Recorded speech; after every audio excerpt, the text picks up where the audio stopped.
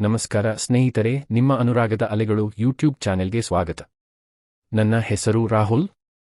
ಉದ್ಯೋಗದ ಹುಡುಕಾಟಕ್ಕಾಗಿ ನಾನು ನನ್ನ ಹಳ್ಳಿಯನ್ನು ಬಿಟ್ಟು ಪುಣೆ ನಗರಕ್ಕೆ ಬಂದ ಹೊಸ ದಿನಗಳವು. ಪರಿಚಯಸ್ಥರು ಯಾರೂ ಇಲ್ಲದ ಆ ದೊಡ್ಡ ನಗರದಲ್ಲಿ ನನಗೆ ಮೊದಲು ಎದುರಾದ ದೊಡ್ಡ ಸಮಸ್ಯೆ ಎಂದರೆ ಊಟ ಮತ್ತು ವಸತಿ. ತುಂಬಾ ಹುಡುಕಾಟದ ನಂತರ ನಗರದ ಒಂದು ಹಳೆಯ ಬಡಾವಣೆಯಲ್ಲಿ ವಾಸವಿದ್ದ ಸುಮತಿ ಆಂಟಿ ಅವರ ಪರಿಚಯವಾಯಿತು. ಸುಮತಿ ಆಂಟಿ ಅವರ ವಯಸ್ಸು ಸುಮಾರು 38 ವರ್ಷ. ಅವರು ತಮ್ಮ ಮನೆಯಲ್ಲೇ ಬ್ಯಾಚುಲರ್ಸ್ ಮತ್ತು ವಿದ್ಯಾರ್ಥಿಗಳಿಗೆ ಮನೆಯೂಟದ ಹೋಮ್ ಮೆಸ್ ನಡೆಸುತ್ತಿದ್ದರು. ಅದರ ಜೊತೆಗೆ ಅವರ ಮನೆಯ ಮಹಡಿಯ ಮೇಲಿದ್ದ ಒಂದು ಸಣ್ಣ ಕೋಣೆಯನ್ನು ನನಗೆ ಬಾಡಿಗೆಗೆ ನೀಡಿದರು. ಸುಮತಿ ಆಂಟಿ ನೋಡಲು ತುಂಬಾ ಕರುಣಾಮಯಿ, ಸಾಂಪ್ರದಾಯಿಕ ಸೀರೆಯುಟ್ಟು, ಮುಖದಲ್ಲಿ ಯಾವಾಗಲೂ ಒಂದು ಸಣ್ಣ ನಗು ಇಟ್ಟುಕೊಂಡಿರುತ್ತಿದ್ದ ಆಕರ್ಷಕ ಮಹಿಳೆ. ಅವರ ಪತಿ ಕೆಲವು ವರ್ಷಗಳ ಹಿಂದೆಯೇ ಉದ್ಯೋಗದ ನಿಮಿತ್ತ ವಿದೇಶಕ್ಕೆ ಹೋಗಿ ಅಲ್ಲೇ ನೆಲೆಸಿದ್ದರು. ವರ್ಷಕ್ಕೆ ಒಮ್ಮೆ ಮಾತ್ರ ಬಂದು ಹೋಗುತ್ತಿದ್ದರು. ಮೆಸ್ನಲ್ಲಿ ಊಟ ಮಾಡುವಾಗ ಆಂಟಿ ನನಗೆ ಸ್ವಲ್ಪ ಜಾಸ್ತಿ ಕಾಳಜಿ ತೋರಿಸುತ್ತಿದ್ದರು. ಹಳ್ಳಿಯಿಂದ ಬಂದ ಹುಡುಗ ಸರಿಯಾಗಿ ಉಣ್ಣಬೇಕು ಎಂದು ಪ್ರೀತಿಯಿಂದ ಬಡಿಸುತ್ತಿದ್ದರು. ದಿನಗಳು ಕಳೆದಂತೆ ನನ್ನ ಮತ್ತು ಅವರ ನಡುವಿನ ಪರಿಚಯ ಆಳವಾಯಿತು. ಕೇವಲ ಮನೆ ಮಾಲೀಕ ಮತ್ತು ಬಾಡಿಗೆದಾರ ಎಂಬ ಸಂಬಂಧವನ್ನು ಮೀರಿ ನಾವಿಬ್ಬರು ಒಳ್ಳೆಯ ಸ್ನೇಹಿತರಾಗತೊಡಗಿದೆವು. ಅದೊಂದು ಶನಿವಾರದ ಸಂಜೆ. ಮೆಸ್ನಲ್ಲಿದ್ದ ಉಳಿದ ಹುಡುಗರೆಲ್ಲ ವೀಕೆಂಡ್ ಎಂಜಾಯ್ ಮಾಡಲು ಹೊರಗೆ ಹೋಗಿದ್ದರು. ಜೋರಾಗಿ ಮಳೆ ಸುರಿಯುತ್ತಿದ್ದುದರಿಂದ ನಾನು ರೂಮ್ನಲ್ಲೇ ಉಳಿದುಕೊಂಡಿದ್ದೆ. ರಾತ್ರಿ 9 ಗಂಟೆಯಾಗುತ್ತಾ ಬಂದರೂ ಆಂಟಿ ಊಟಕ್ಕೆ ಕರೆಯದಿದ್ದಾಗ ನಾನು ಕೆಳಗೆ ಅವರ ಅಡುಗೆ ಮನೆಗೆ ಹೋದೆ. ಅಲ್ಲಿ ಸುಮತಿ ಆಂಟಿ ಮಲಗುವ ಕೋಣೆಯ ಮುಂದೆ ತಲೆನೋವಿನಿಂದ ನರಳುತ್ತಾ ಕುಳಿತಿದ್ದರು. ಮಳೆಯ ತಣ್ಣನೆಯ ಗಾಳಿಗೆ ಅವರಿಗೆ ಜ್ವರ ಬಂದಂತಿತ್ತು. ಆಂಟಿ, ಏನಾಯಿತು? ತುಂಬಾ ಜ್ವರ ಇದೆಯಲ್ಲ ಎಂದು ಗಾಬರಿಯಿಂದ ನಾನು ಅವರ ಹಣೆ ಮುಟ್ಟಿ ನೋಡಿದೆ. ನನ್ನ ಕೈ ತಗುಲಿದ ತಕ್ಷಣ ಆಂಟಿ ಒಂದು ಕ್ಷಣ ನಡುಗಿದಂತಾದರು. ತುಂಬಾ ವರ್ಷಗಳಿಂದ ಒಂಟಿತನ ಅನುಭವಿಸುತ್ತಿದ್ದ ಅವರ ಕಣ್ಣುಗಳಲ್ಲಿ ಒಂದು ವಿಚಿತ್ರವಾದ ನಿರಾಳತೆ ಕಾಣಿಸಿತು. ನಾನು ತಕ್ಷಣ ಅಡುಗೆ ಮನೆಗೆ ಹೋಗಿ ಅವರಿಗಾಗಿ ಬಿಸಿ ನೀರು ಕಾಯಿಸಿ ಮೆಡಿಸಿನ್ ಬಾಕ್ಸ್ನಿಂದ ಮಾತ್ರೆ ತಂದುಕೊಟ್ಟೆ. ಮಾತ್ರೆ ತಿಂದ ನಂತರ ಆಂಟಿ ಮಲಗಲು ಹೋದರು. ಆದರೆ ಚಳಿ ಜಾಸ್ತಿಯಾಗಿದ್ದರಿಂದ ಅವರು ನಡುಗುತ್ತಿದ್ದರು.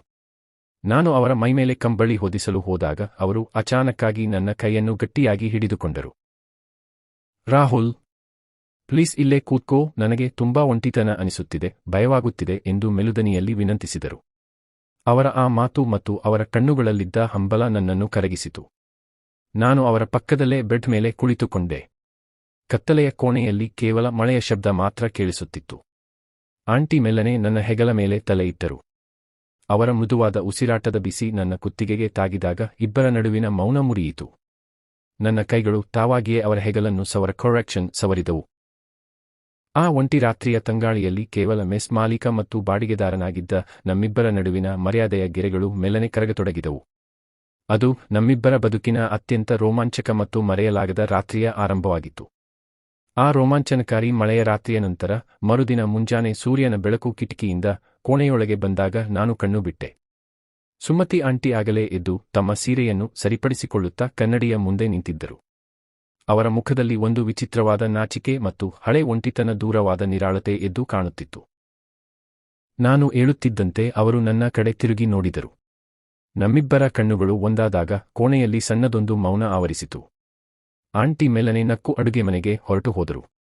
ನಾನು ಕೆಳಗೆ ಹೋದಾಗ ನನಗಾಗಿ ಬಿಸಿ ಬಿಸಿ ಚಹಾ ಮತ್ತು ಉಪಹಾರ ಸಿದ್ಧವಾಗಿತ್ತು. ಚಹಾ ಕಪ್ ನೀಡುವಾಗ ಆಂಟಿ ನನ್ನ ಕೈಯನ್ನು ಮೆಲ್ಲನೆ ಒತ್ತಿ, ರಾಹುಲ್, ನಿನ್ನೆ ರಾತ್ರಿ ನನ್ನ ಜೀವನದ ಅತಿ ದೊಡ್ಡ ಒಂಟಿತನವನ್ನು ನೀನು ದೂರ ಮಾಡಿದೆ. ಆದರೆ ನಮ್ಮ ಈ ಸಂಬಂಧ ಕೇವಲ 4 ಗೋಡೆಗಳ ಮಧ್ಯೆ ರಹಸ್ಯವಾಗಿರಬೇಕು, ಹೊರಗಿನ ಜಗತ್ತಿಗೆ ಇದು ತಿಳಿಯಬಾರದು ಎಂದು ಭಾವುಕರಾಗಿ ಹೇಳಿದರು. ನಾನು ಅವರ ಮಾತನ್ನು ಗೌರವಿಸಿ ತಲೆಯಾಡಿಸಿದೆ. ದಿನಗಳು ಕಳೆದಂತೆ ನಮ್ಮ ನಡುವಿನ ಬಾಂಧವ್ಯ ಮತ್ತಷ್ಟು ಗಟ್ಟಿಯಾಯಿತು.